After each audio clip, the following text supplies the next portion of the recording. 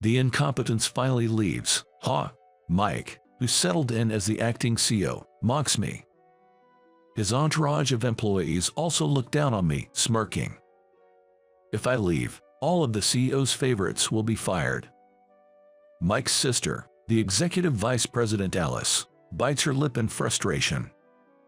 What are you thinking? If Jack leaves, the company really won't be able to function. Shut up.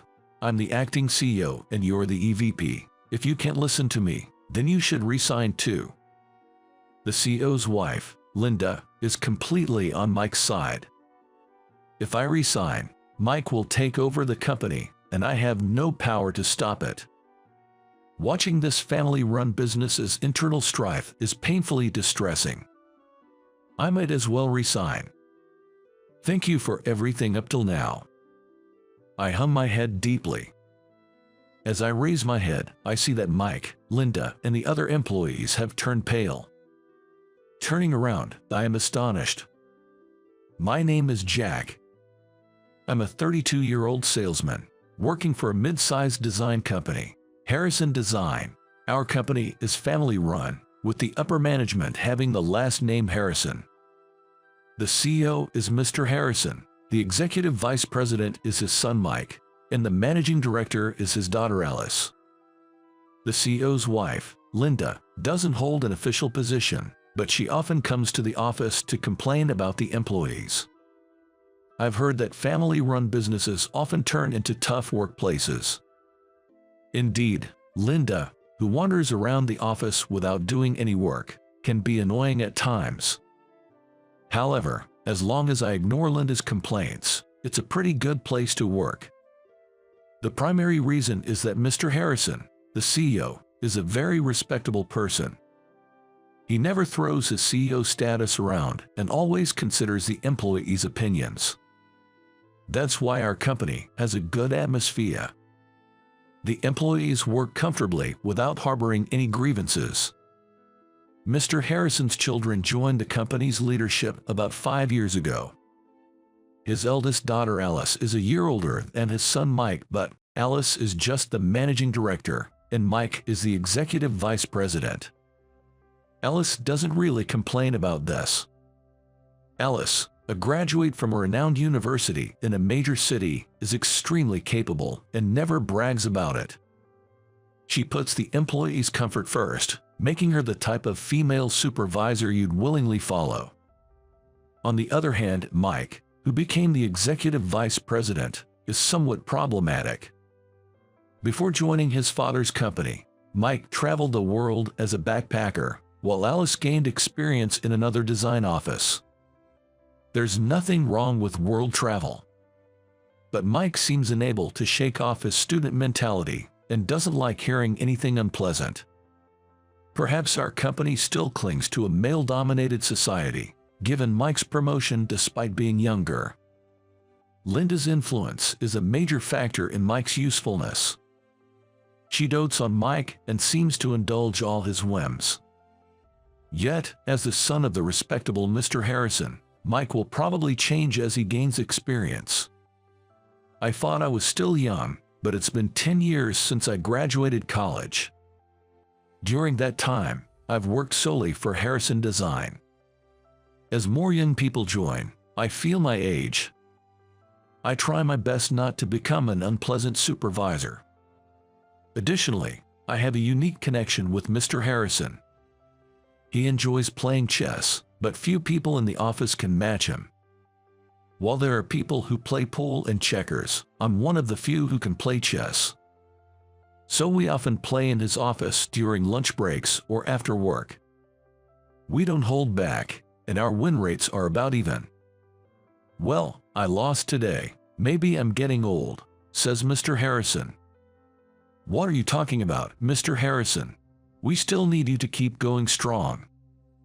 Mr. Harrison, having turned 60 the other day, started to worry about his age. From my perspective, he's still plenty young, vibrant, and the perfect example of a 60-year-old professional. It seems his concern about his age partly comes from the fact that his son Mike is still not capable enough to be left in charge with confidence.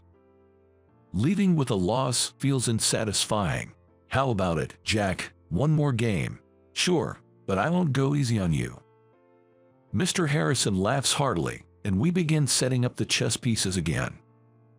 Then, one day, something happened. A female employee rushes out of the CEO's office in a panic. "Somebody call an ambulance." Mr. Harrison collapsed right after he said he's having chest pains. As we employees head towards the CEO's office, we find the door open, and several employees have already crowded inside. I hear the loud voices of Mike and Alice.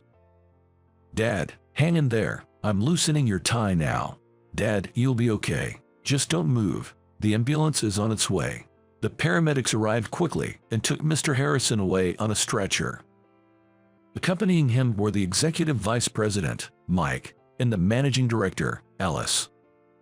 Linda was at home and was informed, said she would head straight to the hospital. Meanwhile, us at the office couldn't focus on work, anxiously waiting for news from Mike and Alice. Soon, Alice called the company. "Dad's completely unconscious now. He's in a critical condition with arrhythmia and high fever," she said. From that day, a wave of unease spread throughout the office. While we tried to keep working, everyone was whispering about the future of Harrison Design. If Mr. Harrison doesn't make it, will we all lose our jobs? No, the executive vice president and managing director are still here. One of them will take over. But one of them was a significant issue. I thought things might work out if Alice became the CEO, but I was only anxious about the future if Mike took the position. There were several family meetings at the Harrison household. Ultimately, my worst fears were confirmed. Mike, as the eldest son, was appointed the acting CEO. This is what I think is the downside of family-run businesses. But it's not like the employees could vote for an acting CEO. The next day, Mike arrived at the office, taking on his new role with confidence. During the morning assembly, Alice, the managing director, announced it to all the employees. "Mr. Harrison is still unconscious. Harrison Design is facing its biggest crisis since its founding. Let's rally behind the acting CEO and get through this crisis together." As I listened to Alice's words, I find myself lost in thought. Is this really okay for Alice? Is she truly satisfied with this? "A few words, please, acting CEO." I know everyone is anxious at a time like this, but I need you to trust me and give it your all. If we all work hard, surely my father's condition will improve." One of Mike's supporters starts clapping. Soon, other employees join in with the applause. I join in while intently watching Alice. Alice, trying not to reveal her true feelings, joins the applause with a cold smile. An employee standing next to me mutters softly, "What's going to happen now?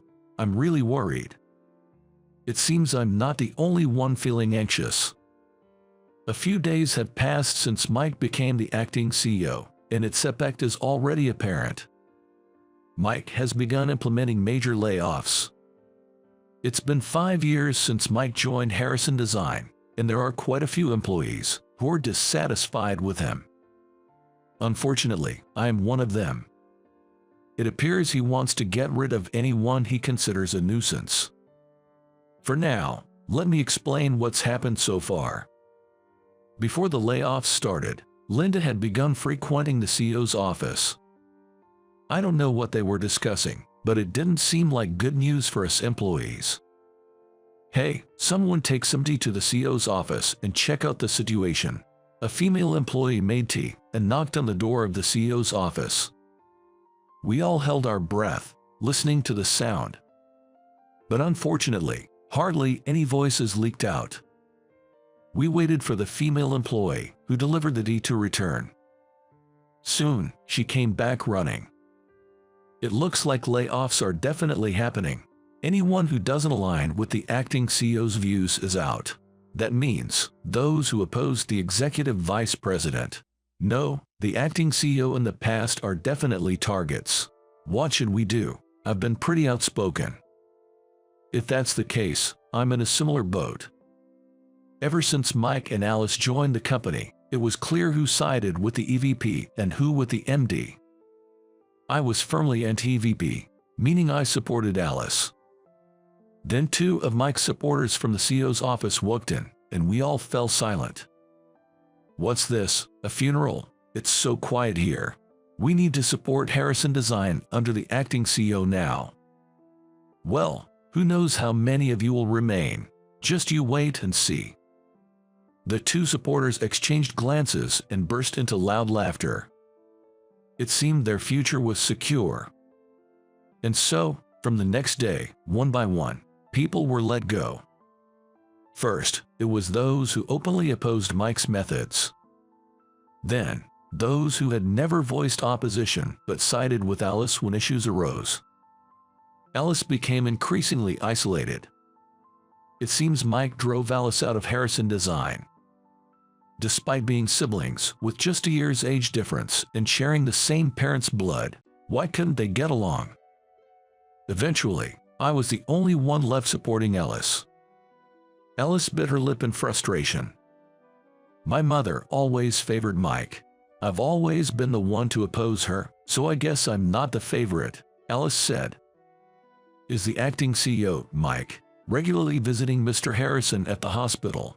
Alice shook her head weakly. "He's left it all to the hospital.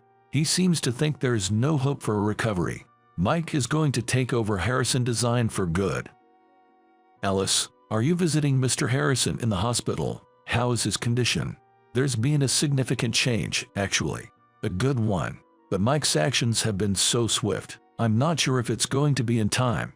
The fact that she mentioned in time suggests there might still be a chance for Mr. Harrison's return to the company. I felt a glimmer of hope in the darkness. "Alice, next time you visit Mr. Harrison, please take me with you.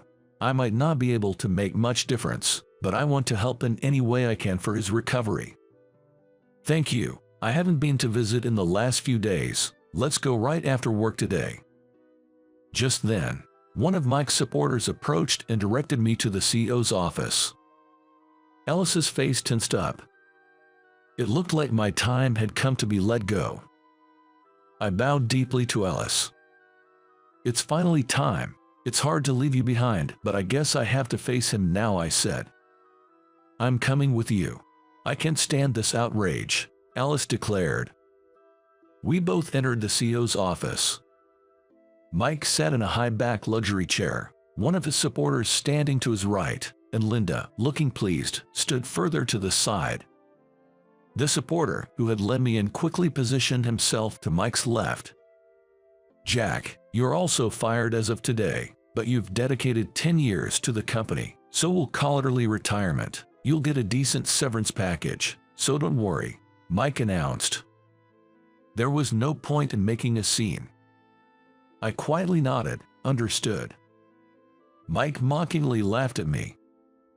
"Glad the incompetent is finally gone." His supporters looked down on me, smirking. Alice bit her lip in frustration but quickly retaliated. "What are you thinking? If Jack leaves, the company really won't be able to function." "Shut up. I'm the acting CEO, and you're the MD. If you can follow my orders, then you should resign too," Mike snapped. Then Linda, who had been standing to the side, spoke up. "You're just like a limbless body now, unable to do anything. You're talented, so why not get hired by another company?"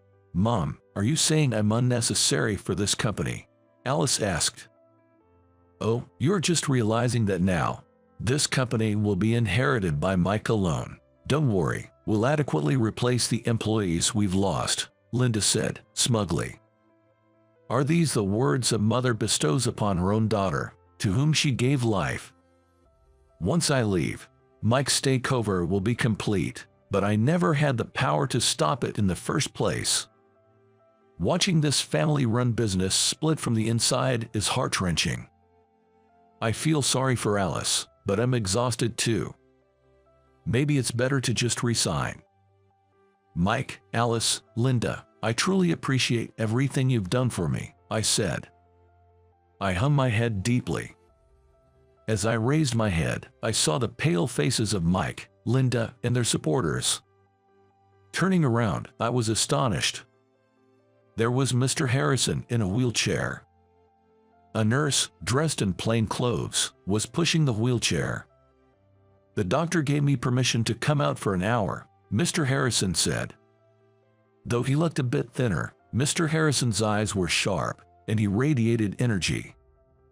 Linda staggered toward Mr. Harrison. When did you recover enough to use a wheelchair?" Linda exclaimed. "You and Mike never visited, so you wouldn't know, but my condition has been improving day by day," Mr. Harrison replied. "Oh, that's good. I've been worried all this time," Linda said. Mr. Harrison snorted and looked away from Linda, turning instead to Mike. "I see you've done quite as you pleased in my absence. Remember, you're only the acting CEO, not the CEO." Initially, Mike seemed unable to grasp the situation, but as Mr. Harrison spoke with firm authority, Mike began to tremble. I was just thinking of the company's best interests. I thought you were done for," Mike stammered. "You underestimated me. I'm not one to be incapacitated by something like this. My pulse has stabilized, and my fever has gone down," Mr. Harrison asserted. "That's great. I've been so worried," Mike replied, trying to sound sincere. Mr. Harrison glared at Mike. "Don't say things you don't mean, but fine. It's probably your mother's influence anyway."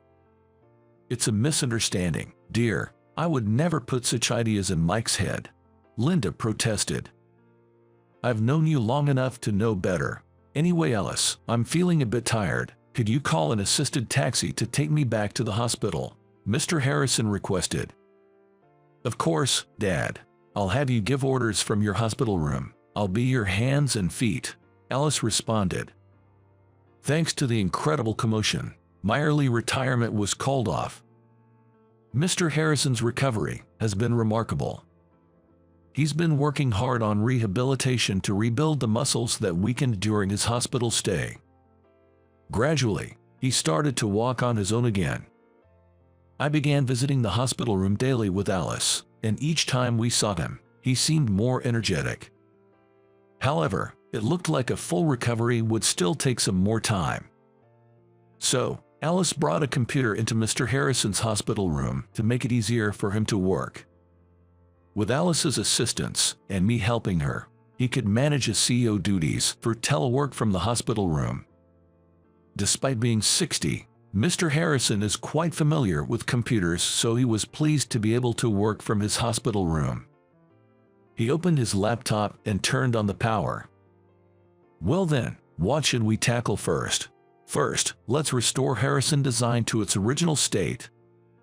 What Alice displayed on the computer screen was a list of employees who had been fired. It might seem too good to be true to fire them on our own accord and then ask them to come back, but we can't operate without them. I'm prepared to apologize to each of them personally, she said. "That's right. I'll join you in apologizing. None of this would have happened if I hadn't fallen ill in the first place," Mr. Harrison agreed. Following Mr. Harrison's instructions, the fired employees were brought back. We all rejoiced at being reunited with smiles. "I'm relieved to be reinstated. I was worried about my remaining mortgage," one employee said. "That's good to hear. Let's continue to support Mr. Harrison," another added. With this, 90% of the original staff was restored. Unfortunately, we couldn't say it was 100% back to the old company. Now, we just needed to post job openings and bring in new talent. A fresh breeze would surely help the company grow even more. Eventually, Mr. Harrison was discharged and began attending work in a wheelchair. Getting sick is no joke. If you let your guard down, your son might just take over the company, he joked. "That's right, Dad. We still need you to be strong," Alice agreed. Mr. Harrison and Alice had a genuinely good relationship, full of mutual trust. Unbeknownst to us, the Harrison family had split into two factions, Mr. Harrison and Alice, and Linda and Mike, sadly opposing each other. Linda must have loved Mr. Harrison to have married him. Maybe love between a man and a woman doesn't last forever. As an unmarried man, I had no right to comment, but with most of the employees back, it was time for retribution against those who had betrayed Mr. Harrison. First, both of Mike's supporters were fired. Those two being around made Mike overestimate himself, but the real culprit here is Linda. Mr. Harrison reflected. As time passed in their marriage, they both grew increasingly dissatisfied with each other. Gradually, Linda became overly affectionate towards only Mike. Mr. Harrison, worried about Mike's carelessness but also showing his form of love, had appointed him as the executive vice president, a position higher than Alice's, despite her being older. It seems this act of love didn't quite reach Mike's heart. Other employees who sided with Mike were only given severe warnings. Employees are vulnerable. They have to adapt to whoever is in charge. It was a tough decision for them as well. Mr. Harrison understood this and refrained from demotions or dismissals. The main culprits in this situation were undoubtedly Mike and Linda. For Mr. Harrison, they were his son and wife, but they had to be appropriately punished. Firstly, Mike was demoted to a regular employee for manipulating employee fates in Mr. Harrison's absence. This personal decision seemed to have hit Mike hard. Having been appointed executive vice president upon joining the company, and even using the CEO's office in his father's stead, it must have been unbearable for him. Ashamed of being a regular employee, Mike started coming to the office less frequently. For us in management positions, it was actually convenient not to have him around, as it was unclear how to direct him. However, his frequent absences became a concern, so I asked Alice about his home situation. Alice lived alone, but Mike had always lived with their parents. So, he's been shut in his room, with the housekeeper leaving his meals in the hallway outside. It's unbelievable, Alice said. He might have lost his confidence all at once, I remarked. However, Linda, who dotes on Mike, blames the clue-like turmoil on Mr. Harrison's illness. Their marital relationship seemed irreparably damaged. Both Mr. Harrison and Linda, deeply caring for their children, were living together for their sake, even though it was a struggle. Mr. Harrison decided to punish Linda as well, banning her from entering the company. When Linda complained, Mr. Harrison showed her photos and documents gathered by a detective agency. "You've been having an affair all this time. Did you think I knew nothing about it?" he confronted her. The reason Linda frequently visited Harrison Design was because her lover was there. Her lover was a young employee in his 30s, to whom Linda had been generously giving a lot of money. Since Mike became acting CEO, there had even been talks of promoting this man to a managerial position as a special favor. "I had feelings for you after all these years together, but with this incident, even that's gone. The money you squandered was earned through my hard work," Mr. Harrison lamented. Linda desperately made excuses, but Mr. Harrison was not willing to listen. As the CEO's wife, her attempts to privatize the company were a serious offense. Mr. Harrison and Linda ended up getting a late-life divorce. However, Linda's lover quickly submitted his resignation and returned to his hometown. Mike, who adored Linda, vehemently opposed the divorce. "It's unfair to Mom. How is she supposed to live if they divorce now? She should just work or do something.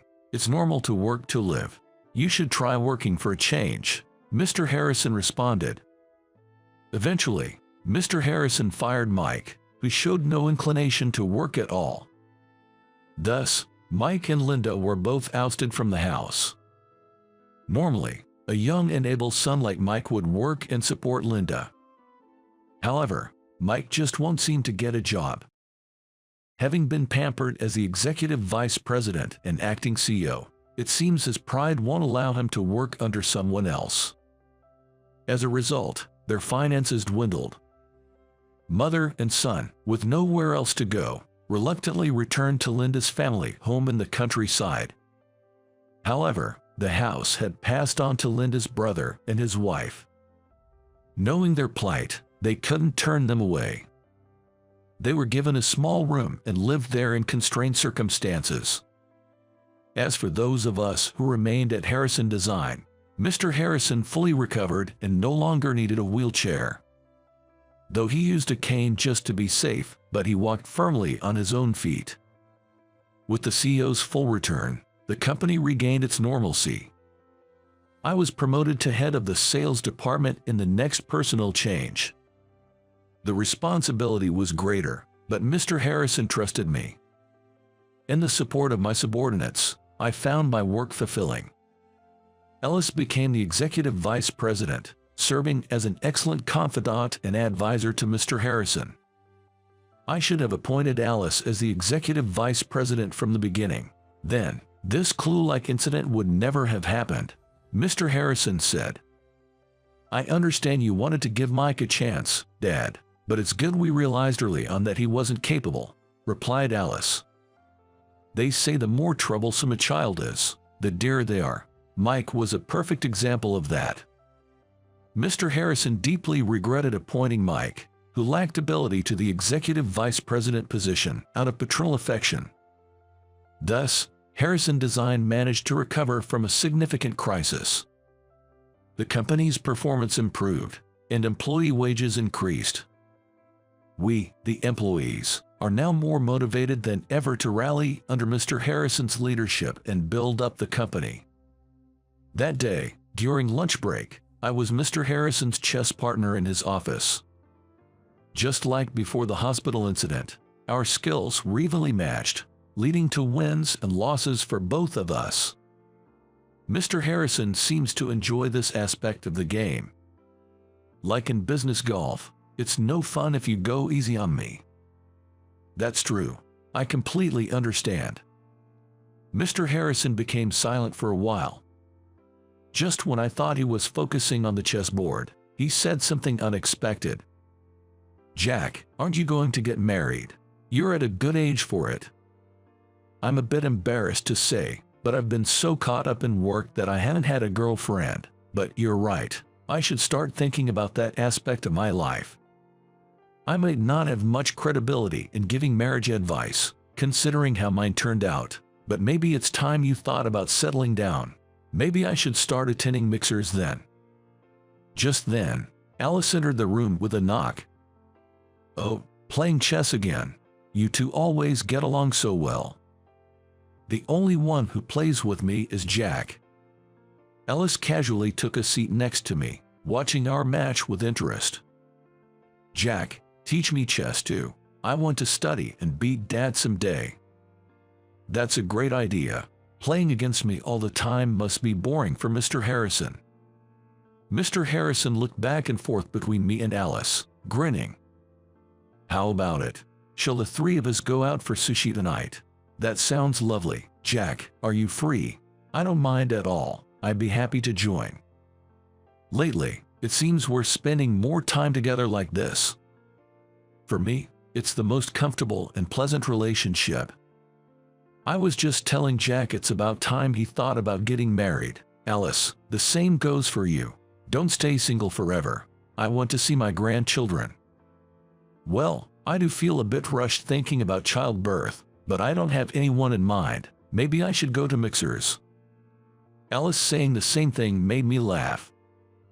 I was just saying the same thing. "Alice, shall we go to a mixer together next time?" "Oh, that would be nice. Make sure there are some handsome guys. Maybe it would be quicker if you two got married." Alice and I exchanged glances and laughed. I'd be lying if I said I hadn't thought about her in that way. But I felt I still lacked the credentials to ask her out. Looking at Alice beside me, she seemed to blush with embarrassment. I vaguely thought about asking her out for drinks, just the two of us. "Your plane ticket, oops, forgot to buy it, haha, sorry." When I told my boss that I was the only one without a plane ticket for the company trip, "That's what," he said. Everyone around us burst into laughter. Eventually, The group arrived at the luxury hotel without me. But then, the manager of the hotel told them something. He's not here, so you can't use the facility. Yes, this is where my revenge on my boss begins. My name is Tyler Brown. I'm 40 years old. I am a company employee. I joined this company right after high school, enduring daily harassment from my college-educated boss. His name is Ethan. Lucky you, getting into this company with just a high school diploma. Ethan values educational background and doesn't accept anyone without a college degree. So, he's relentless with me. But I have a reason for sticking it out and not quitting. Sorry, it's always my fault you're in trouble. Not at all, Grandma, you raised me. Consider it payback. Yes, my only family is my grandmother. She hurt her back and can't move around freely, so I take care of her with the help of a daytime helper. With my parents gone, she took me in and raised me, so quitting my job is out of the question for me. I just want her to always be happy. Driven by that sole purpose, I keep on working. She seems to enjoy spending time with her helper during the day, so I want to maintain that lifestyle for her. So, I went straight to work after high school without going to college. My grandma regrets not being able to send me to college, but I just want her to enjoy life without worrying about the past. Got any hotel recommendations for the company trip in 5 months? One morning, our department head, Michael, asked all the employees during the morning meeting. The trip was in 5 months, and he was looking for a hotel to stay in. Knowing little about the local accommodations, Michael was asked by Mr. Smith, CEO, to gather suggestions from the employees. Remembering a hotel I stayed at near that tourist spot, I eagerly raised my hand. Yes, I've stayed at a hotel around there before. How about that one? I suggested the hotel I once stayed in with my grandma to Michael. After I told him the name and location, he happily agreed to check it out and report it to Mr. Smith. Anyone else? If not, I'll report Tyler's suggestion to Mr. Smith. All in agreement. With Michael's call, all employees replied yes, and the meeting ended. As I returned to my work, hoping my suggested hotel would be chosen, it happened. That hotel you mentioned is a luxury hotel, isn't it? You, a high school grad and bottom-tier employee, stayed there, quit lying and showing off. Suddenly appearing before me was Ethan. He seemed to know about the hotel I had suggested to Michael. I'm not trying to show off. It's a place my grandma took me to when I was little. The view from the room is great, it's spacious, and I just thought it would be nice for everyone to stay there. I explained this, though Ethan's condescending attitude still bothered me. But Ethan just laughed more upon hearing it. Your grandma took you there? Huh, that's hilarious. If you were really rich enough to afford a luxury hotel, you'd have been sent to college, wouldn't you? He ridiculed me without any knowledge of my family circumstances, as if it were a matter of course. Just because someone has graduated from college doesn't necessarily mean they're superior. But I couldn't talk back, as Ethan is my boss. After being berated, I went back to work, though not in the best mood. I'm home. Are you okay? You seem down. Returning home feeling down, my grandma greeted me as usual but looked worried seeing my state. Not just about what Ethan said, but I also had to tell Grandma about the company trip. Participating in the trip means leaving this house. A helper takes care of Grandma during the day, but I've always been there at night, so we need someone else. The company has decided to go on a trip. Oh, that's great. You work hard, so why not take a break and go? Grandma's casual response surprised me, but sensing my hesitation, she continued. Don't worry about me. I'll be fine. We've got the neighbor lady nearby, so don't worry about me and enjoy your trip. Our neighbor is a slightly younger elderly lady who's always been close to my grandmother. It seems my grandmother has arranged so that she can stay over at that lady's house. Thanks, Grandma. Her reassurance brought a smile to my face, and I continued to tell her more about the trip. Later on, the company trip was decided to be at the luxury hotel I recommended. It was a 2-night, 3-day trip. The trip, packed with luxury to reward the employees for their hard work and contributions, included sightseeing at the destination. Looking at the distributed itinerary, I was excited when Michael called me over. Sorry to ask, but could you handle the flight and hotel bookings? I'm not great with this stuff. Leave it to me.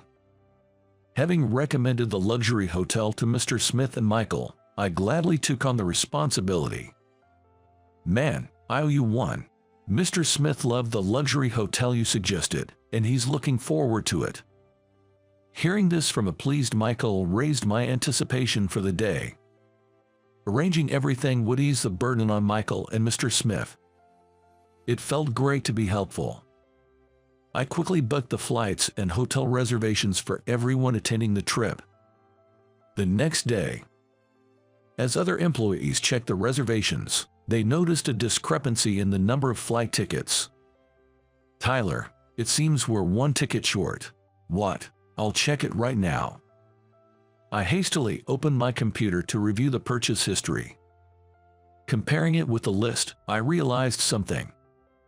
Sorry, I forgot to book my own ticket. Realizing I had omitted myself from the list, I chuckled, joined by my colleagues who helped me check. It's good to prioritize others over yourself, but still. Teased by Michael, the office filled with laughter. It was a pleasant atmosphere. However, Ethan and some other college-educated employees chimed in disapprovingly. It's not just forgetting. If we hadn't noticed, we'd have been scrambling because of you on the day. That's true, but, well, Ethan, let's leave it at that. We noticed it in time, so it's all good. Now that all the reservations are done, we should proceed with buying the plane tickets. Ethan, I'd like to pass the baton to you this time.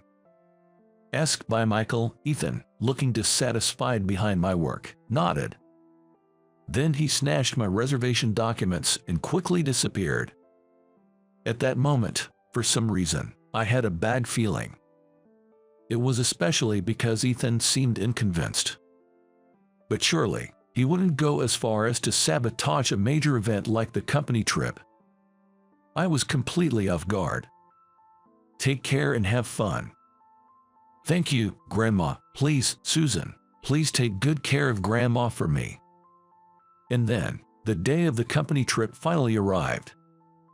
With my suitcase in hand, I bid farewell to my grandma and our neighbor Susan, and hurried to the airport. I decided to enjoy the next 2 nights and 3 days, a reward for my hard work. Upon arriving at the airport by taxi, I saw some colleagues had already arrived. Ethan's distributing the plane tickets. Another employee told me this, so I went looking for Ethan and saw him chatting with some college-educated employees a little distance away. I immediately headed in that direction. Good morning, Ethan. Can I have my plane ticket, please? I approached, and as Ethan noticed me, a painful stare came my way, but I still asked. To my surprise, Ethan just smirked and laughed. Your plane ticket, oops, forgot to buy it, haha. Sorry. At Ethan's words, the college-educated employees around him burst into laughter, some holding their stomachs. Ethan was laughing so hard he was in tears. Ah, so funny. Sorry, I forgot to buy it, but you forgot a reservation once too, so we're even, right? Ethan dug up my past mistake, seemingly to justify his own. He deliberately didn't buy my ticket. The fact that this was the case was beyond shock and anger. I had reached my limit of tolerance, apparently more than I thought. Finally, I exploded in anger at Ethan's harassment, even at such a time. I understand. If that's the case, I'll cancel my trip right here. Cancel? You've come this far and you're canceling. You can buy a ticket on the day, right? Who would willingly buy their own ticket when it's supposed to be covered by the company? Even if I did buy it myself, with Ethan around, he'd surely find ways to harass me at the destination. He's intending just that. He looked at me as if he had won. So, the best action for me was not to participate in the trip. Of course, the reason for my choice would become clear later. It might look like I'm giving up, but it's actually a strategic retreat. I have no desire to buy a ticket on the day to join this trip. Knowing how much Ethan and the others dislike me, I'd rather gracefully step back. I thought you'd beg to join, but this is a letdown. Don't worry, we'll enjoy the trip enough for you. Just stay and take care of your grandma. Maybe you should consider a career change to a helper, huh? Ethan's words again caused an uproar of laughter. Other passengers and employees arriving at the airport looked annoyed at Ethan and his group, but they didn't care. Unable to stand being around such insensitive people, I turned around. Michael and Mr. Smith hadn't arrived yet, so please tell them I'm canceling. Goodbye. Sure thing, see ya. After telling the rowdy group, I left the airport. What happened to Tyler? Later, during roll call, Michael, noticing my absence, asked Ethan. Tyler said he suddenly felt unwell and went home. Is that so? I hope he's all right. Looks like everyone's here then. After the roll call, everyone boarded the plane under Michael's direction. Soon after, the plane departed and safely arrived at the destination, a popular tourist spot. Meanwhile, I returned home with my carry-on, put down my luggage, and then went to visit our neighbor, Susan. Aren't you supposed to be on the company trip? Susan was quite surprised to see me back, and when I told her I returned because I felt ill, she became extremely worried. Her and my grandma's concern, suggesting I rest immediately, made me feel comforted. I have people who worry about me like this in my everyday life. But in reality, I wasn't ill at all. I just couldn't bear the harassment I received from Ethan earlier and returned home. I didn't want to cause him any unnecessary worry. Glancing at Susan's clock, I realized that by now, Ethan and the others would be arriving at the destination. Thinking about them moving to the luxury hotel I recommended by evening, I couldn't help but smile to myself. Secretly smiling under the blanket I borrowed from Susan, neither she nor my grandmother noticed. And before I knew it, evening arrived, and everyone reached the luxury hotel.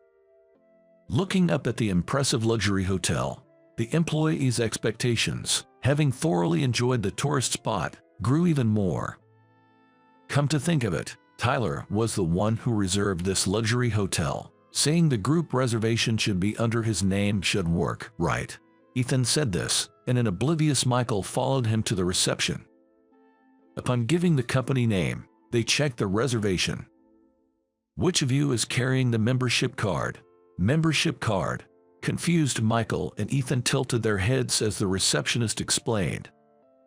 Our hotel accepts reservations and stays from guests who have a membership card. For a group, the person who made the reservation would typically be the representative and have their name on the list.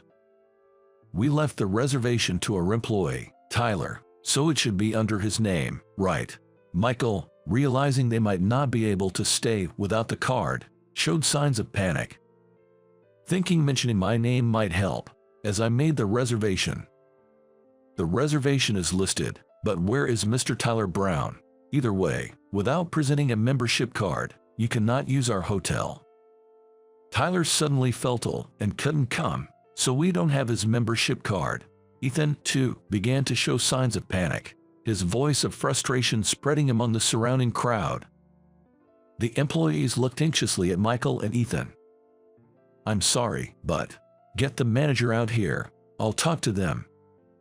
Hearing Ethan's words, the receptionist switched with the manager. I am the manager here. I've checked again, but without Mr. Brown, who made the reservation, you cannot stay.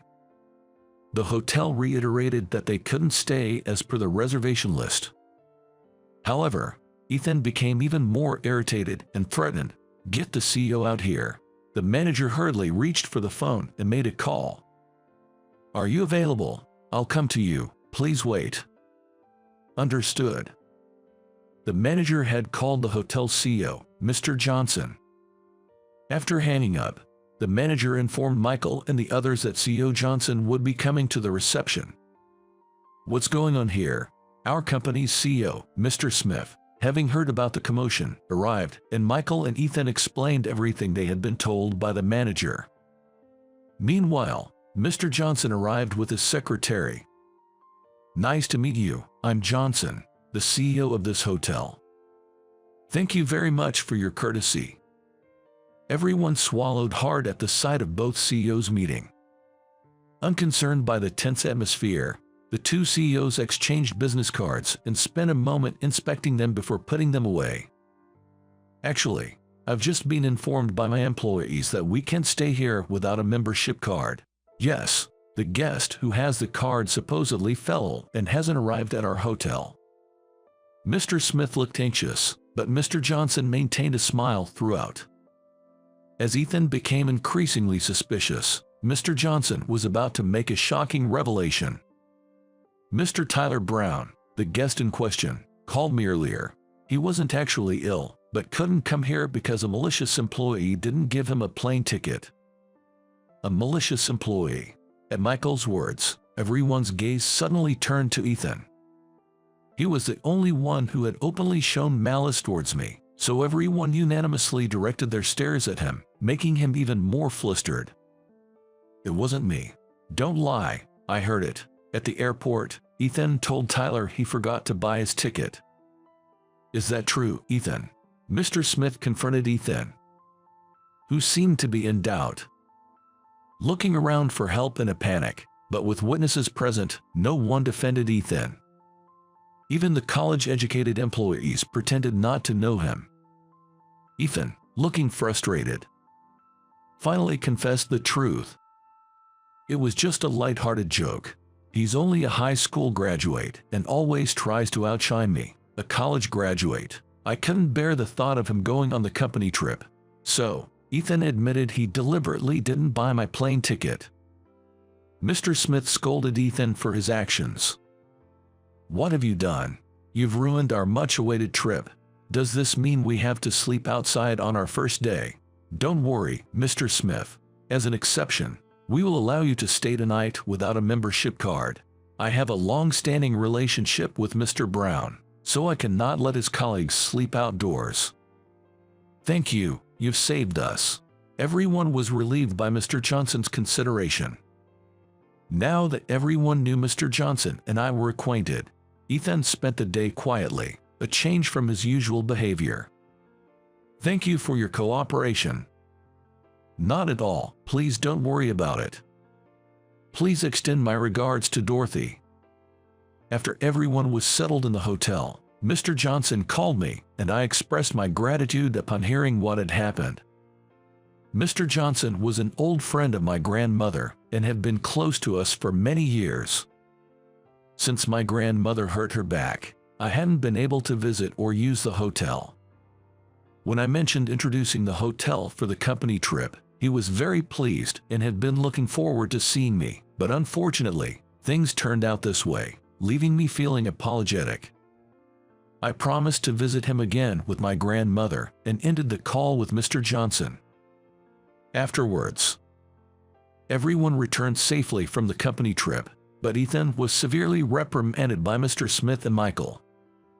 His deliberate omission of buying other employees plane tickets and the harassment towards me and other high school graduates came to light, leading to his transfer.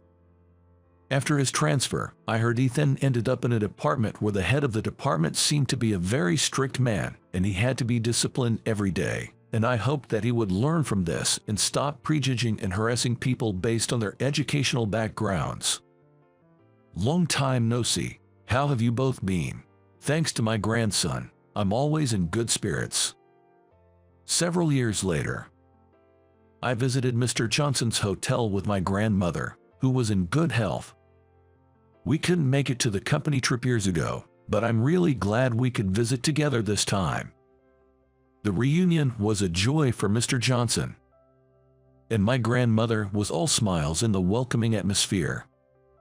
I felt deeply moved, knowing that it wasn't just my effort that brought about this happiness. It's all because of the connections we've made, I thought to myself. Live happily with your lover. It's been a week since my beloved wife left this note and vanished. I stand motionless in the room, holding our engagement ring. How did it come to this? My name is James, a 43-year-old office worker. My wife, Sarah, also 43, is a housewife. Though we were never blessed with children, our life together was pure happiness. We traveled a lot together, and on days off from work, we'd go shopping or dine out. Of course, during our long marriage, we had our arguments. But we always made it a point to apologize if we felt we were wrong and reconciled by the end of the day. We frequently visited each other's parents' homes and had a great relationship with our in-laws. There seemed to be no issues. I always believed that our calm, happy days with my wife would last forever. However, the end of my blissful marital life with my loving wife came suddenly. When I returned home from work, the lights were off. Usually, since Sarah was home, the lights would be on. But that wasn't all.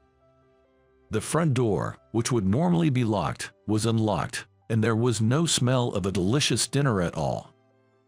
Thinking she might be out, I called her cell phone, but she didn't answer, and she didn't even read my messages.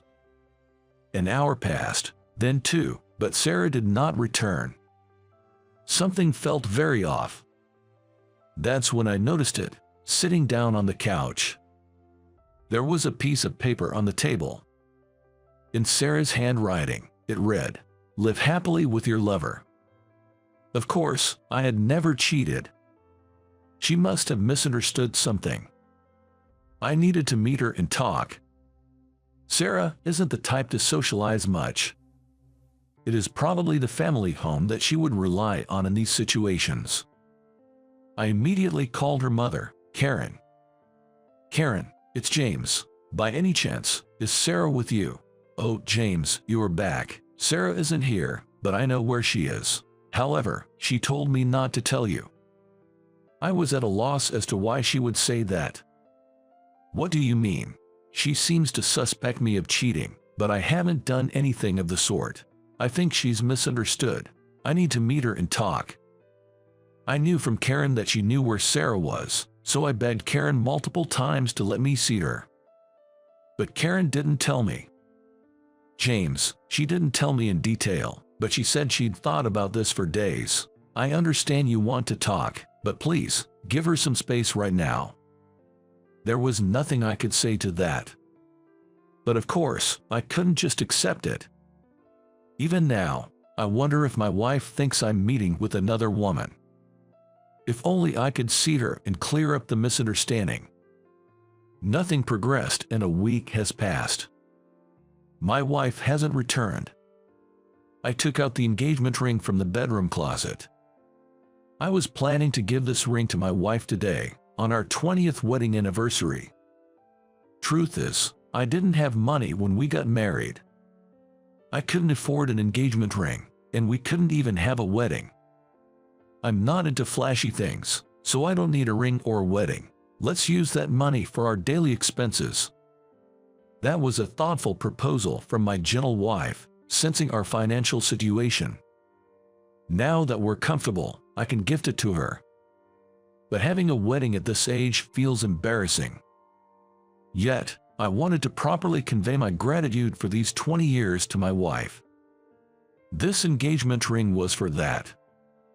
During these 20 years, whether we were broke or distressed about not having children, she always stood by me and supported me. Will this ring, which I had prepared hoping for our continued happiness, ever fit on her finger? I held the engagement ring in my hand, feeling lost in our home. One day, the doorbell rang. When I opened the door, there stood a beautiful elderly woman. I didn't recognize her. As I was puzzled, the elegant old lady said, "I've been looking for you." I was more confused. Then she continued, "Nice to meet you. My name is Amy. I came here about your uncle. He mentioned wanting to leave you some assets. My deceased father only had a sister, My mother had no siblings. In other words, I don't have an uncle. I thought that she must have mistaken me for someone else, and I told Amy that I do not have an uncle. I figured she would leave after that, but Amy slowly shook her head. No, I am sure it's you. Your mother will understand what I mean. Is your mother's name Catherine? Can I please see her? Indeed, my mother's name was Catherine. However, I was hesitant to introduce her to a stranger. I thought I'd call my mother, and if she also said she didn't know Amy, then Amy would surely give up. So, I called my mother. After explaining the situation, my mother was silent for a while. Bring her to the house. I was taken aback by my mother's words. What? Do you know Amy? Besides, you don't have any siblings, right? Just bring her, we'll talk later. Could my mother possibly know something about Amy's story? Still confused, I brought Amy to our family home. My mother was waiting outside. As soon as she saw Amy, she exclaimed, "Amy." To my surprise, Amy also said, "It's been so long," with tears in her eyes. The two embraced tightly. After their embrace, my mother invited Amy inside. When I demanded an explanation, it wasn't Amy who started speaking, but my mother. My father was the CEO of a real estate company. Amy here used to be our housemaid. We've been close since I was young. My brother was supposed to take over the company, but one day, my father arranged a marriage for me. However, I had a boyfriend at that time, your late father. I found out that I was pregnant with his child around the same time the proposal came. That child was you. My father told me to abort the child and marry the man he had chosen, but I couldn't bear to abort my child or leave him. So I left home, almost eloping. I didn't tell anyone, not even my brother or Amy, where I was going, thinking I'd never see them again. I had no idea my mother was the daughter of a CEO. I had never heard about her eloping before. When Catherine left home, I was devastated, but I believed she would be happier with the man she loved, so I kept my silence. I'm glad she had a happy marriage with him. Amy looked very relieved. She must have been worried about my mother all this time. I'm glad to see you, but why visit after all these years? Well, I have some sad news to share with you, Catherine. Saying that, Amy told my mother that her brother had passed away. Yes, my brother. He probably had a tough time managing everything after I left. He was the one who took care of our parents in their final years. I'm really grateful to him. As my mother shed tears, Amy gently handed her a handkerchief. It must have been a shock to be told out of the blue that her brother had passed away. I comforted my crying mother. My uncle, my mother's brother, regretted not being able to help when my mother left home. He didn't have any children, so he wanted to leave some assets for his sister and nephew, so he asked Amy and her daughter, who was also his secretary named Alice, to locate us. My mother and I were truly touched by my uncle's kindness. But it's been many years since my mother left home. It'd only be right for my uncle's assets to be divided among the company and other relatives. Both my mother and I declined the inheritance. My mother is now enjoying her retirement years. She doesn't need excessive money. As for me, I want to make my precious wife happy with what I earn. Conveying our feelings, Amy respected our decision. Catherine, you're still as kind-hearted as ever, and James, you're such a gentle soul. Your wife must be very lucky. At Amy's words, my expression stiffened. That wasn't the case. My wife had left me. Suddenly feeling downcast, I shared with Amy that my wife had left a week ago. But I truly never cheated on her. I don't even know why she suspected me of infidelity. As I murmured, Amy gasped, "Could it be?" and began dialing a number. After speaking to her daughter, Alice, Amy handed the phone over to me.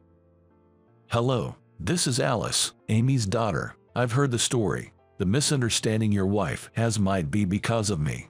About a week ago, I called your house. I had finally found out where you were, and I was quite anxious. I probably didn't explain things well to your wife. I told her I needed to talk to James since he's someone important to me. When she asked why, I thought it would be best to speak with you first, so I told her I couldn't explain at the moment.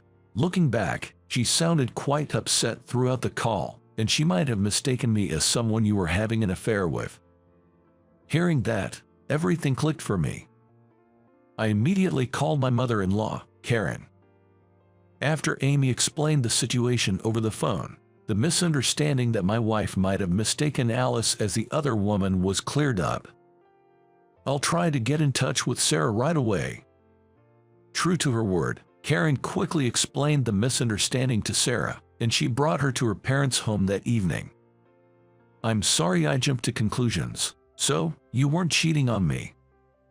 I was worried. Why would you suspect me of cheating just because of one phone call? If you had doubts, you could have just asked me. It wasn't just the call from Alice. I found an engagement ring hidden in the closet. It's not mine, so I thought you might give it to the other woman. I wanted to ask you about it, but you've been so distant lately. I remembered acting distant. When we first got married, I couldn't afford to buy a ring. So, for our 20th anniversary, I had saved up and planned to give her one, but I was quite embarrassed about the whole thing. It was my first time planning such a surprise, and I thought that if I talked to her about it, she might find out. So, I ended up being distant with her, trying to keep it a secret. But I had no idea it hurted her feelings so much. Also, you love kids.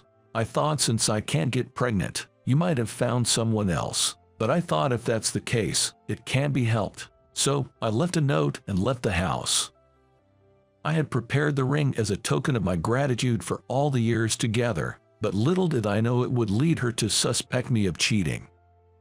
I told her about my regret of not being able to afford a ring or a proper wedding when we first got married, and that I had prepared this ring for our 20th anniversary.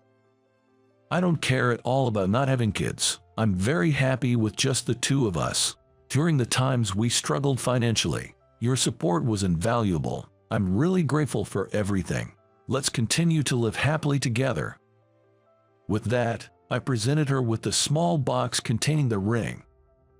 I'm so glad I married you. From now on, I won't keep things to myself and will always discuss with you. Those words meant the world to me.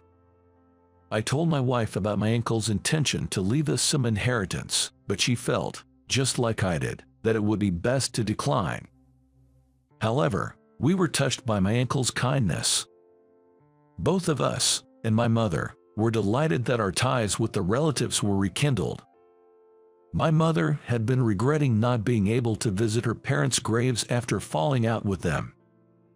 Later on, my wife and I, along with my mother, visited the graves of my grandparents and my uncle. I'm set to meet with Amy and Alice after our visit to the gravesite. I had asked them to share stories about my mom's parents and her brother. It seems my mom's parents were a loving couple until the day they passed. I hope that Sarah and I can live just as happily together. It's been a long time since I've had the morning rush hour. The subway was jam-packed.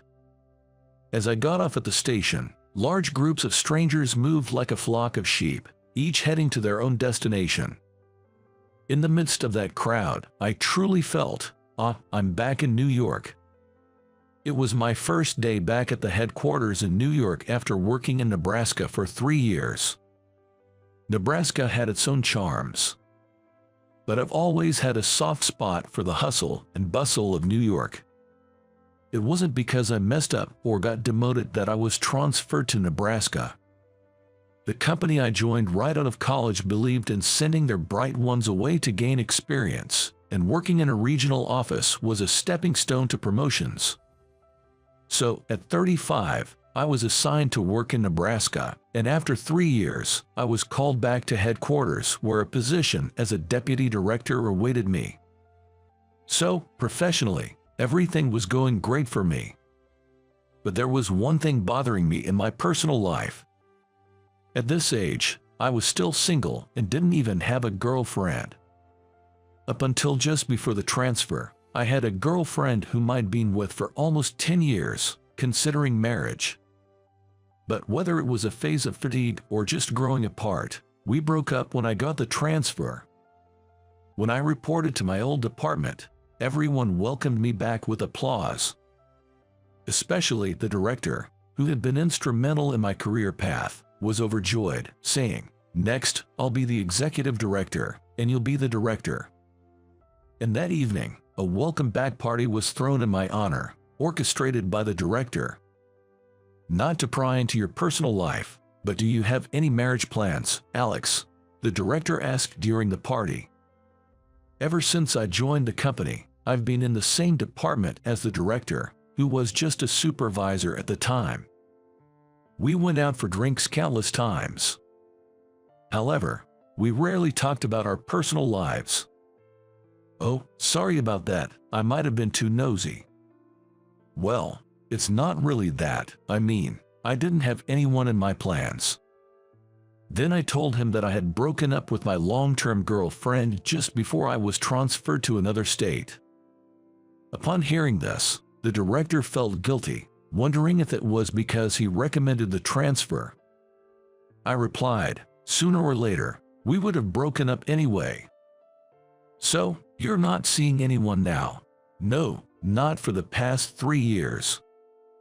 When I said that, for some reason, the director had a pleased smile on his face. "Well then, I've got a perfect match for you, Alex. How about an arranged date?" Caught off guard, I almost spit out my drink. An arranged date? Who does that these days? Actually, my nosy relative asked me to find someone for a match. Saying that, the director rummaged through his bag, which he had placed on his lap. "I don't think arranged dates are really my thing. Just take a look at her photo. She's a catch, really. Here." He handed me a photo he had been carrying in his bag. "Oh wow, she's really something." The woman in the photo was just as the director described, strikingly beautiful, with sharp eyes, both wise and elegant. She was exactly my type. I can't just introduce anyone without thinking it through, especially when it's such a big deal for someone. But Alex, what do you say? It's okay to refuse. Want to meet her? It was hard to decline the director's proposal, especially considering all the help he's provided over the years. Yet, more than that, I was captivated by the woman in the photo and simply wanted to meet her. The following weekend, at a somewhat renowned hotel lounge in downtown New York, under the watchful eyes of the director's meddling relative, the arranged date took place. I was in a suit, she was in a dress. Her name is Catherine, and she's 35, 3 years younger than me. She used to work in an administrative position at a major electronics company. After about 15 minutes, our companions left the table, and it was just Catherine and me. I pondered on what to say next as I carefully admired her face. She looked even prettier than in her photos. "Alex, there's something I wanted to ask first." "Oh, what is it?"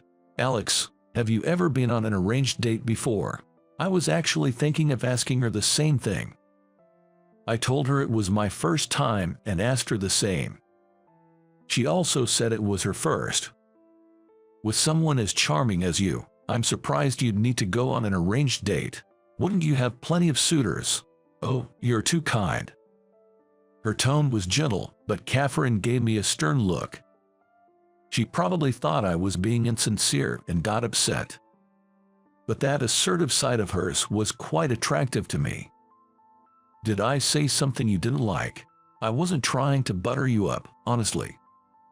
I then shared with her about my long-term relationship ending due to a job in another state, how I came back to the headquarters, got this arranged date offer from my department head, and how her photo made me want to meet her. At first, I laughed at the idea of an arranged date, but it's just another way to meet people. Even those group dates I went to when I was younger felt like group arranged dates. As I continued to share, Catherine's expression softened. You broke up with your previous girlfriend 3 years ago, right? When in September. Sometime in September, I guess. With my answer, Catherine smirked. Curious, I looked at her. Actually, I broke up with my long-term boyfriend in September, 3 years ago too. I was at a loss for words at Catherine's unexpected confession. Did you get over your ex? Yes, of course. And you? Yes, a long time ago, Catherine said, smiling. I couldn't help but smile too. And so, our arranged date came to an end, and we agreed to meet again the following weekend. I was so eager to see Catherine again that I felt restless the entire week. Every night after work, I'd think about what to wear. Never one to care much about fashion, I was quite indecisive. As I was looking through my closet, I decided on a suit without a tie. And then a thought popped into my head. What about underwear? I quickly came back to my senses. I'm such an idiot. Worrying about that was way too premature. For our first date, we met at 4 p.m. near an established department store close to the hotel where we had our arranged date. We planned to stroll around town for a bit and then find a decent restaurant for dinner. I could have booked a place in advance, but since I didn't know Catherine's preferences, I thought we'd decide on the go. Of course, I did some research and had shortlisted a few places that seemed good. So, I arrived in that town over an hour earlier than our scheduled time and checked the location of the restaurant I had in mind. After doing that, I went to the place where I was supposed to meet her, but even after our 4 p.m. meeting time, she was nowhere in sight. 10 minutes passed, then 20 minutes. I thought she might have stood me up. I was about to give up and head home when I started crossing the street. I thought of calling her to give her a resentment while walking. Then, from the other side of the intersection, I spotted her walking towards me with her cell phone in one hand. She noticed me too and waved enthusiastically. I rushed towards her, and we both stopped right in the middle of the crossing. I was thinking of calling you and heading home because you were so late. I was there too. I was waiting for you right on time over there. I said that, pointing to our meeting spot. Suddenly, she burst out laughing. The pedestrian crosswalk signal started flashing with a beeping sound. We both ran back to the sidewalk. Alex, were you waiting over there? I looked back at the beer hall named Penguin that she pointed to and silently nodded. I was here. I was waiting here. What she pointed out ahead was the department store we had chosen as our rendezvous point. Right in front of its entrance stood the department store's symbol, a penguin statue. In other words, we had agreed to meet by the penguin in front of the department store. However, I mistook it for a beer hall named Penguin across the street from the department store, while Catherine thought of it as the penguin symbol at the entrance of the store. That's a funny mix-up. Glad we didn't miss each other. Yeah, seriously. Now that I think about it, I'm thirsty. How about we grab a drink at that beer hall to pay our respects to the penguin? Sounds good, let's do it. Because it was a weekend, the beer hall was already nearly 80% full even though it was just before 5 p.m. We ordered a big pint of draft beer and some hot dogs to snack on. We had another good laugh about the penguin confusion and then started sharing more about ourselves. Turns out, the station nearest to Catherine's old place and where I used to live up to 3 years ago was the same. There were 3 lines at that station, but we both used the same one for our daily commute. I always bought a sports newspaper from the kiosk in the mornings. You mean the kiosk on the far west side of the platform? Yes, that's the one. As I nodded, Catherine mentioned she frequented that kiosk too. She always bought an energy drink there. I remembered. I hadn't noticed her face, but I had seen a woman buying that drink several times. When I guessed the brand of her energy drink, Catherine looked at me in surprise. Did you ever bump hands with someone when paying? Still in shock, Catherine nodded. I checked her commuting times. Our schedules overlapped. So, we might have met at that kiosk at the station. I felt a strange connection with Catherine. And we planned another date for the following weekend. For our second date, we managed to meet on time without getting the location wrong.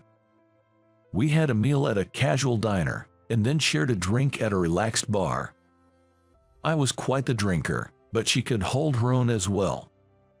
The conversation shifted to hobbies. I mentioned that while I hadn't been into it recently, I used to be really into watching plays a few years ago. I'm talking about small-time theater groups putting on shows at little venues, nothing big. I didn't particularly have a favorite troupe. I'd just randomly attend a theater, pick up a flyer, and if it piqued my interest, I'd go watch that play next. It was the same old story. Depending on the play I went to see, sometimes it was fascinating, and other times it was a letdown. The hits and misses varied greatly. I started mentioning the names of the troupes I remembered, saying this one was a hit, that one was a miss, and another was a complete dud. You've probably never heard of these troupes, have you? Ever since I began talking about the theater companies, Catherine seemed to speak less. I wondered if I bored her with topics she wasn't interested in, when I do know one of those troupes. Really, that one, the total dud. I thought that company was as obscure as it gets. You know about such a company? When I asked, after a brief pause, she made a sour face and said, "That theater group, it's the one my ex, who I broke up with 3 years ago, was involved in." I was taken aback and cleared my throat. In situations like this, should I take back what I said about being way off, or should I dig myself deeper? While I was at a loss for words, she spoke up first. "I think I was there at the theater when you came to watch. I was helping out at the ticket counter." "Well, I'm not so sure about that. I remember arriving just in the nick of time that day, barely making it for the show." Our second date ended on an awkward note. Yet, we made plans to meet again the following weekend.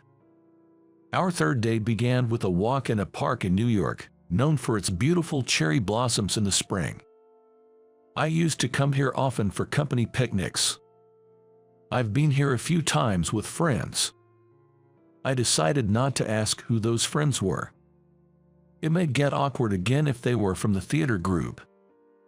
Although it wasn't cherry blossom season, the park was adorned with various flowers.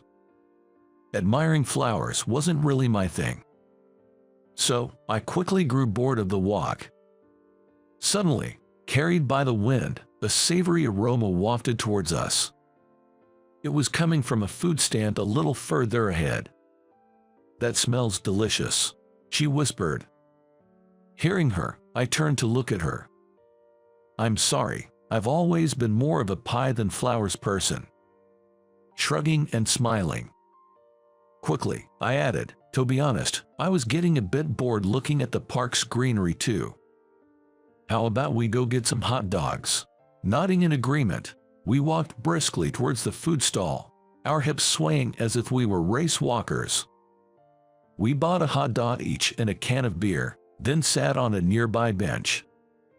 We idly watched families playing on the park's grass, couples, and people walking their dogs. Taking a sip of the beer and a bite of the hot dog. Suddenly, I noticed a particularly large cherry tree right next to the bench we were sitting on. Oh, I think it was around here, that time.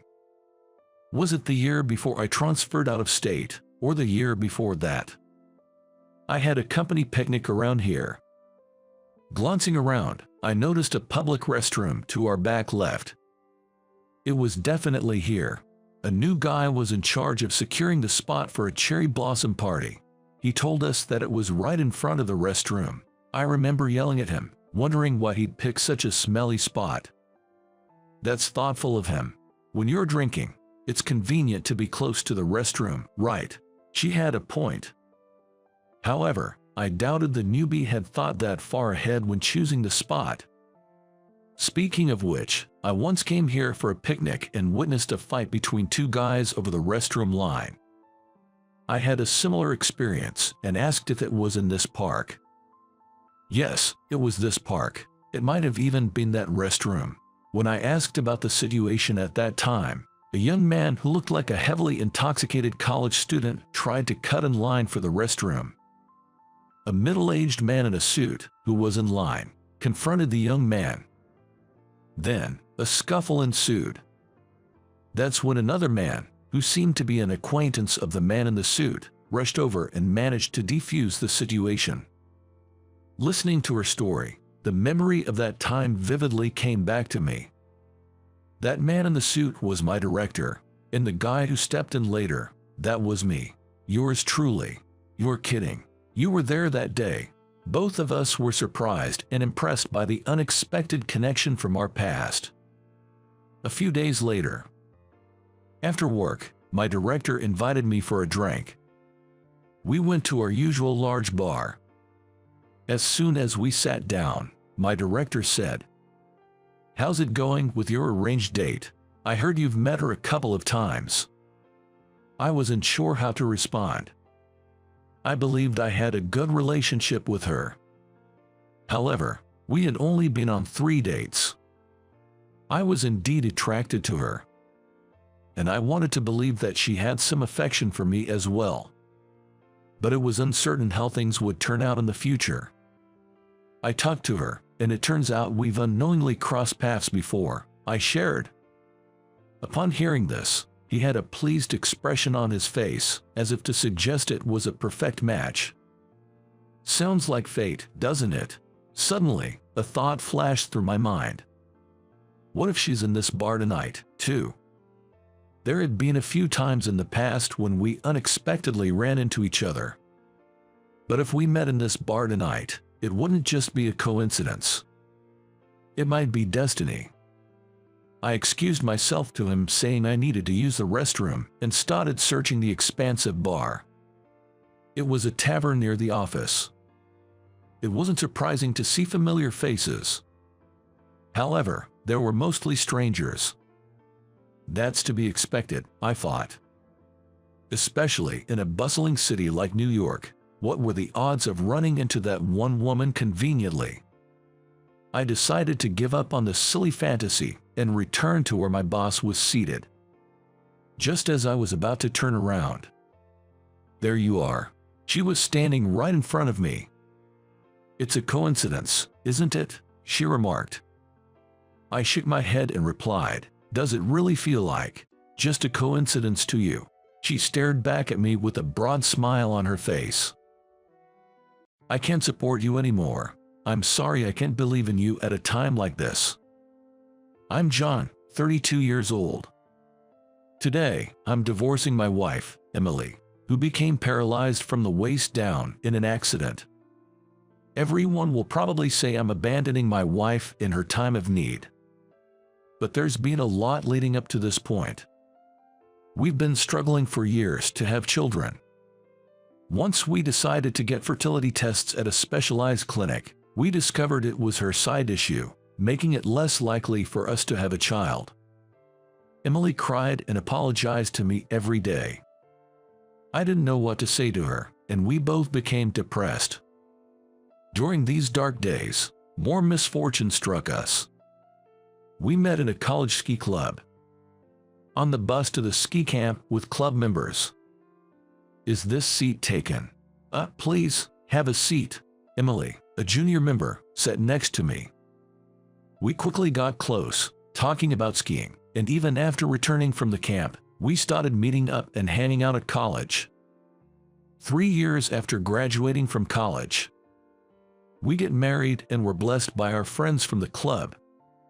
Life should have been perfect, but we couldn't have a child. 5 years into our marriage, and still no child, Emily began to panic.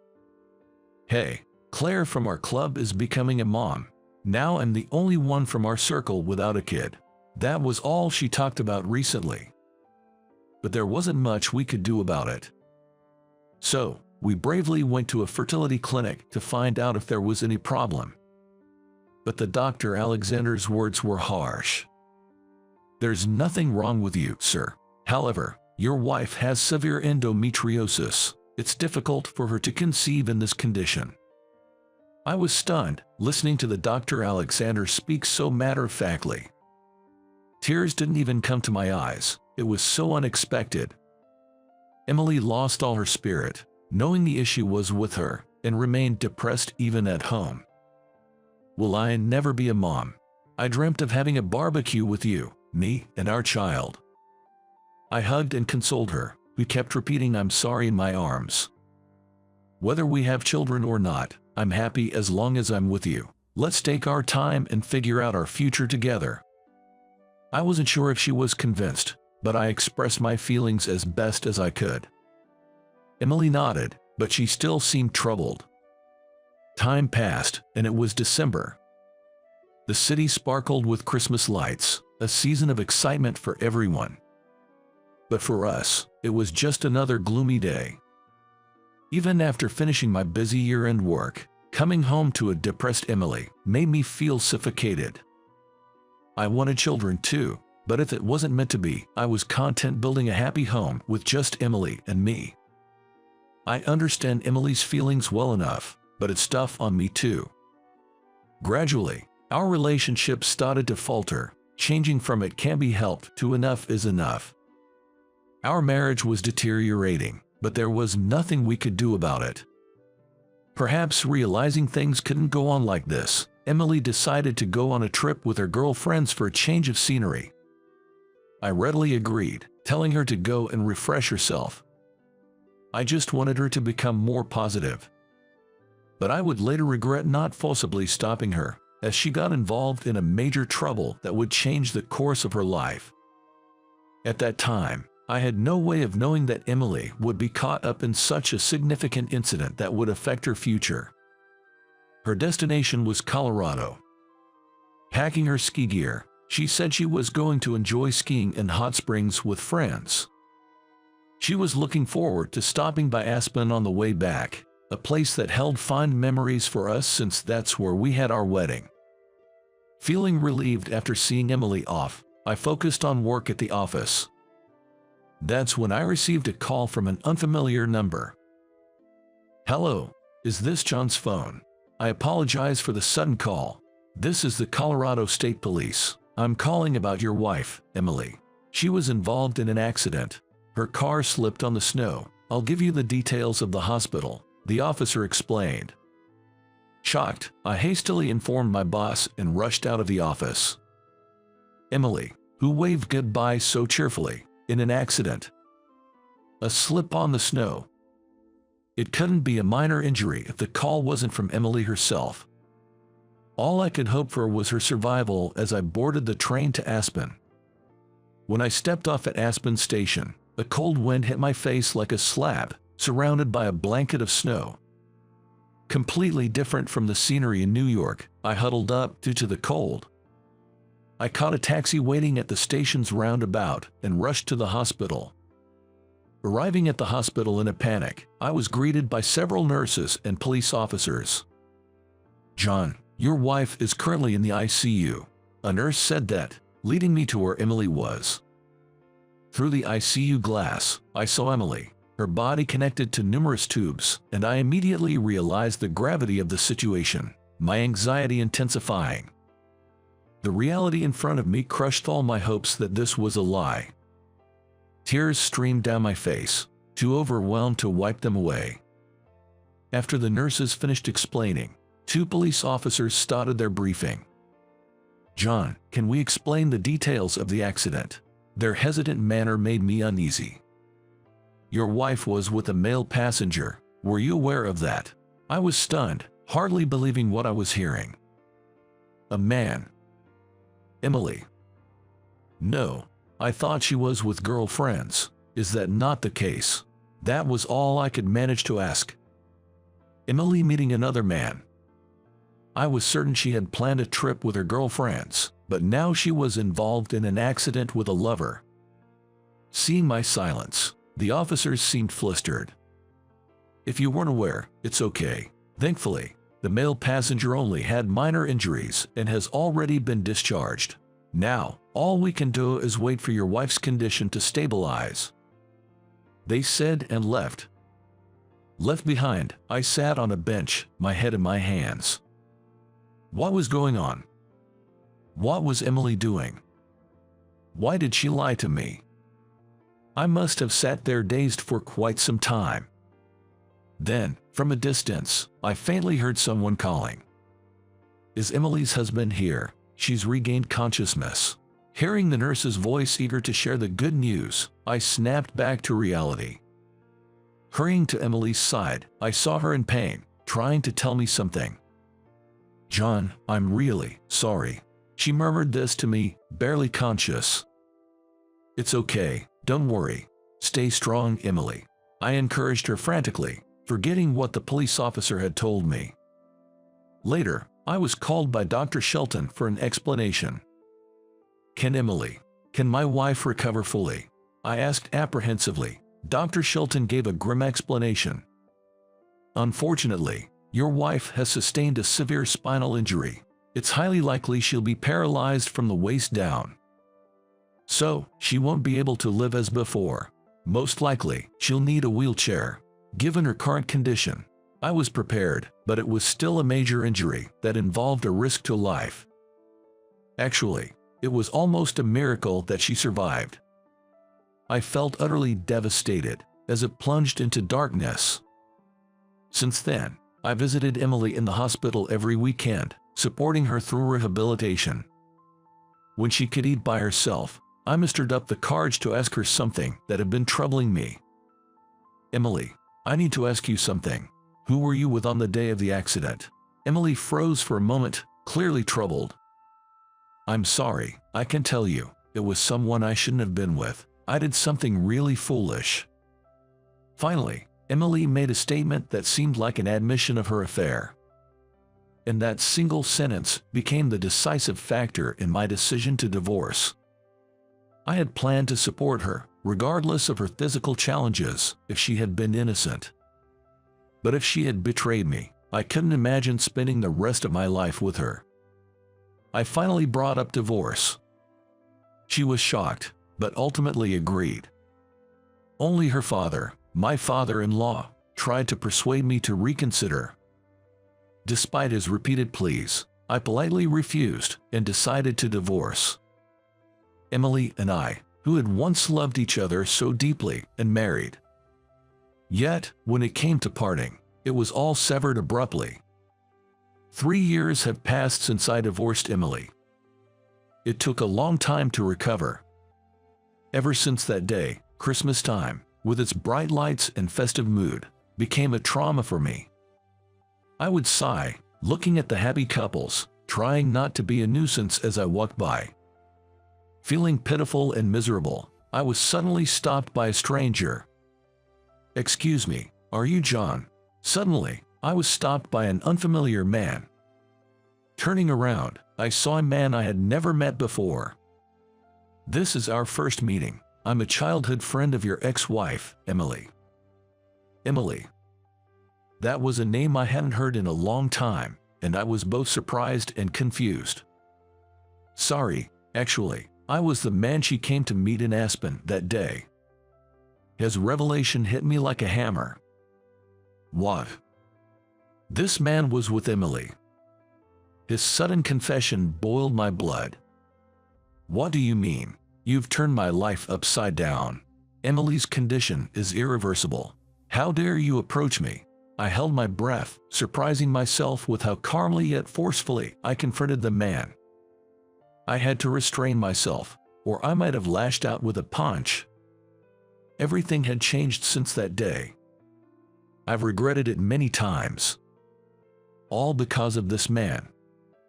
Getting angry is understandable, but please calm down and listen. There's likely a misunderstanding because Emily didn't explain everything. Sensing my mood, the man also cautiously braced himself. "First, my name is Nathan. I'm Emily's childhood friend and a practicing doctor in Aspen. the man named Nathan said while handing me his business card, and then began to explain the situation back then. It turned out that Emily had consulted Nathan about her fertility issues. When Nathan told her about a fertility specialist in Aspen, Emily had asked him to refer her, and he wrote her a referral letter. Emily thought I would oppose the treatment because I had been hesitant about fertility treatment. Nathan explained. She lied about the trip to secretly visit the doctor Nathan referred her to. Today, I came to this city for a conference, and by chance, I saw you. I recognized you immediately, having seen your wedding photo with Emily. I've always been sworn to secrecy by Emily, but I'm glad I decided to tell you. I would have regretted it for the rest of my life if I hadn't spoken to you today. Nathan repeatedly pleading with me to meet Emily. You should hear the circumstances from her and resolve this misunderstanding, he urged. I was overwhelmed by the sudden revelation, but eventually nodded deeply, agreeing to visit Emily's family home. The weekend after hearing Nathan's story, I took a train and finally arrived at Emily's family home. Standing at the front door, unsure of what to do, I hesitated for a while. But I really wanted to hear the explanation from Emily herself. Gathering my courage, I rang the doorbell. The leisurely chime sounded indifferent to my feelings, and after a while, the door opened. Who is it? For a moment, I was confused as I heard a voice but saw no one until I lowered my gaze significantly and saw Emily in a wheelchair. John, it's been a while. Sorry for coming unannounced. I was relieved to see Emily looking well. Emily was beyond surprised by my visit, frozen in place. After getting used to moving her wheelchair, she led me to the living room. I met Nathan by chance, who happens to be your childhood friend, and he told me everything. Is it true that you went to Aspen that day for fertility treatment? I asked. Emily bit her lip and nodded. Why didn't you consult me beforehand? As I tried to understand the situation, tears began to overflow from Emily's eyes. You said it was okay for us to live together, just the two of us, but I still wanted to have our child. I couldn't give up on that, but after my reckless actions led to my condition, I couldn't ask you to take care of me. Not only can I not have children, but now I require lifelong care. I thought it was better for us to part ways, believing you would surely be happier that way. As if the switch had been flipped, she began to speak.